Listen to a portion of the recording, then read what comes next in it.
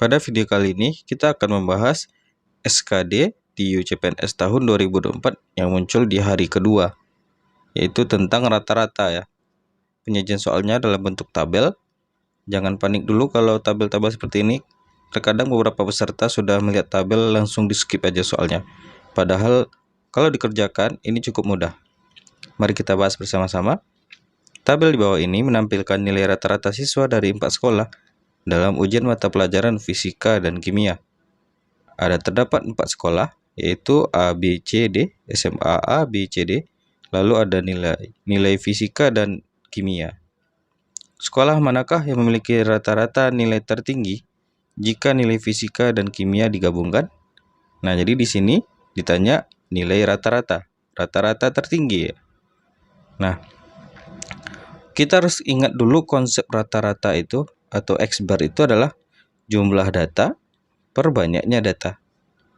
Nah, jadi datanya kita jumlahkan per berapa banyaknya data.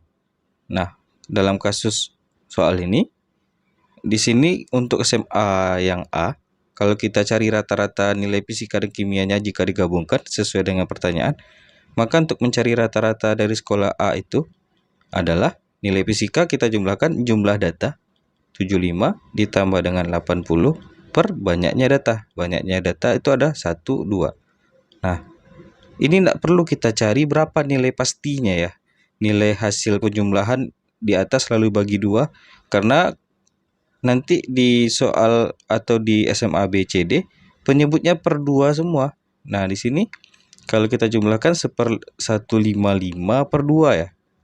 Nah, kalau untuk rata-rata di sekolah B, nah kalau kita jumlahkan berarti 70 ditambah 85 per 2 ya.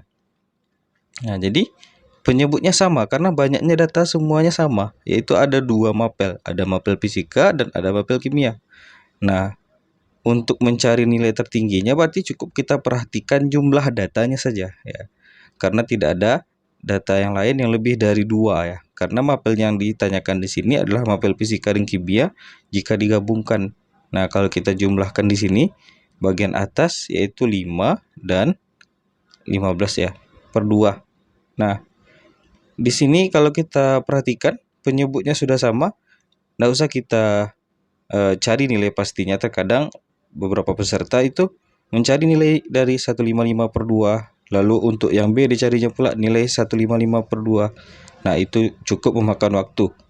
Nah, agar kita bisa menghemat waktu kita dalam mengerjakan soal dengan benar, maka kita tarik kesimpulan karena penyebutnya sama, berarti cukup kita perhatikan jumlah datanya saja. Nah, di sini kalau sudah kita hitung untuk yang A jumlah datanya 155, lalu di sini 155 juga. Nah, di sini 8 dan ini 158 ya. Ini berarti 8, 16. Nah, berarti kan ini kan sebenarnya per 2 per 2 per 2 per 2 ya. Untuk mencari nilai rata-rata ya. Tidak perlu kita hitung berapa nilai dari 168 per 2 atau 158 per 2, tak perlu. Nah, yang cukup kita perhatikan karena ditanyanya nilai tertinggi ada di sekolah mana ya. Kalau ditanya di sekolah mana, tentu kita lihat pada bagian ini. Jumlah data yang tertinggi yaitu 168. 168 itu ada di option yang D. Kecuali kalau ditanya nilai rata-ratanya ya. Tetapi di sini tanyakan sekolah mana ya. Sehingga tidak perlu kita hitung mencari berapa nilai pasti dari 168 per 2.